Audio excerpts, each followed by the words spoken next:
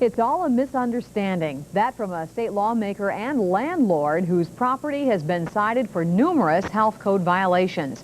On Your Side reporter Mike Androvett has been investigating, and he has the story. Mike? Well, Debbie, the violations themselves can be remedied at relatively little expense and effort, but what miffed health officials is that they could not even get this certain legislator to respond. Since 1972, State Senator Julia Carson has been a hard-nosed advocate for the rights of the underprivileged, those who live in poor conditions, those who are scraping by from day to day, people like Lynn Payne. Twice late last year, the 4-unit apartment building in which Lynn lives was cited by the county health department. Most serious, exposed electrical outlets. It's in here in the kitchen. This here is the one that caught on fire right here. And What happened? water got down in. You see how it is? And peeling paint containing lead. If they ingest the paint, it can cause learning disabilities, slowness. If they ingest enough lead paint, it can cause severe irreversible damage.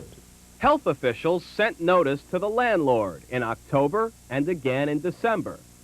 These letters from an attorney for the Health and Hospital Corporation followed in January. We really haven't had much of a response. Have you had any response up till now? No, we haven't. So the health department went to court. Last week, a hearing was convened on a health department complaint against the landlord. But the landlord did not show up. So health officials decided to correct the violations themselves using tax dollars if necessary. The alternative is to move those folks out, and that's an extreme hardship on them. Until today, no one had heard from the landlord. State Senator Julia Carson. I got a guy that lives upstairs, hadn't paid any rent in a whole year. And this gentleman here, if he had tried to talk to me, why didn't you come to my house? I live right there in the Brown house. We did, ma'am, on December the 14th. We left 2 cards at your door. I never saw one. We left cards in your door. Kids run up on the porch, disarrange stuff all the time, in and out. I am a lawmaker. also tried to contact the I misread the notice. I just went back down there. I thought it said March the 17th. It said February the 17th. I did not deliberately ignore a summons. It was just a misunderstanding on my part. Okay? How about notice going back to October and then again in December? I don't know anything about it. But it's the blue, it's the paint. This afternoon, a health inspector showed Senator Carson what was wrong with her building.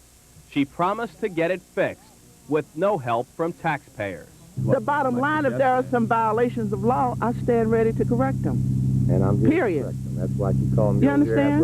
If If there's any problem with the Health and Hospital Corporation about 2548 North Park Avenue, I will correct them.